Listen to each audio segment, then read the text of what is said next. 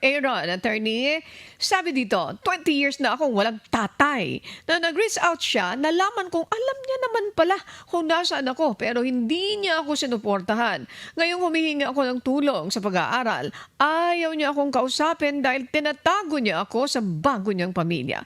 Maaari ko pa bang habulin ang back support compensation para sa 20 years na hindi niya pagsuporta sa akin? Ano pong kaso ang pwedeng isampa para mapilitan siyang tulungan ako sa pag-aaral? Kawawa naman to, no? Okay, Oo. go ahead po, attorney. Oo. Well, actually, Miss Annie, okay, syempre kailangan talaga makita muna yung facts, no? Mahirap din kasi na iisipin po nung mga nanonood sa atin na kung ano yung sabihin namin, eto na, no? Of course, hindi namin alam lahat ng facts. But kung yung facts lang na present ngayon, Miss Annie, para sa akin, of course, kailangan magsuporta ang magulang sa anak. Kasama dyan yung pag-aaral, pagkain, etc. Ang problema po lang sa kanya ay hindi siya yata nag-demand. Pero kung nag-demand siya, noon pa, pwede po siguro yan ang back support. Pero kung hindi po kayo nag-demand ng suporta noon, baka medyo mahirapan po tayo. Ngayon, ano pa yung sinasabi niya, Miss Annie? 3 years na hindi na sumuporta. Okay. Anong klaseng kaso? Oo. Ilang years? Ilang years? 20 taon. How 20 many? taon. 20 taon, oo. Kasi ang tanong nga, nag-demand ba siya ng support?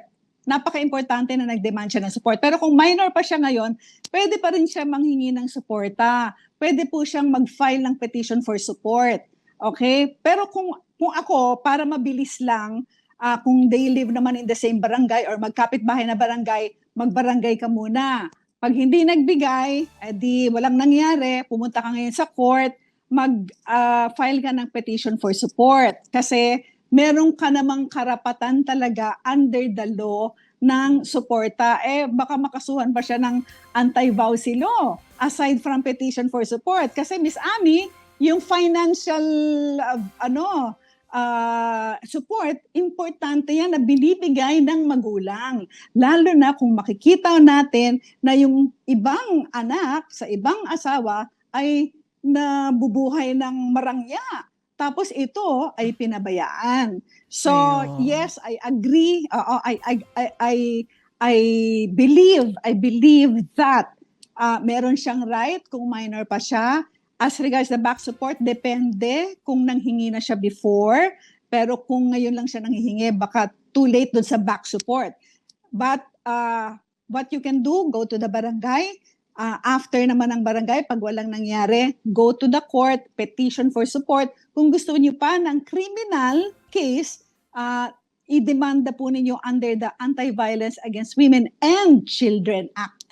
Kasi kailangan yan na meron ding financial support. Miss Annie. Okay. Abuse Attorney, din pwede yun mo- pag hindi mo binagyan. Quickly Yes. lang po, attorney, with your permission. Pwede bang maging, alimbawa, Yes. yung failure niya ng hindi pag-demand because hindi ko alam yung whereabouts ng tatay ko. Kaya hindi ko alam. And this time, nag-reach Pwede. out siya. Pwede po yan, attorney? Pwede. Ayun. Okay, kasi siya nag-reach kasi out may po, reason attorney. siya. Opo, hindi ko alam eh. May reason Ayan. siya na Okay. hindi niya alam kun nasan yung tatay niya kaya hindi siya nakahingi, di ba? Oo. Sana, So attorney, maisip to pwede, ng mga... back support. Thank you very much.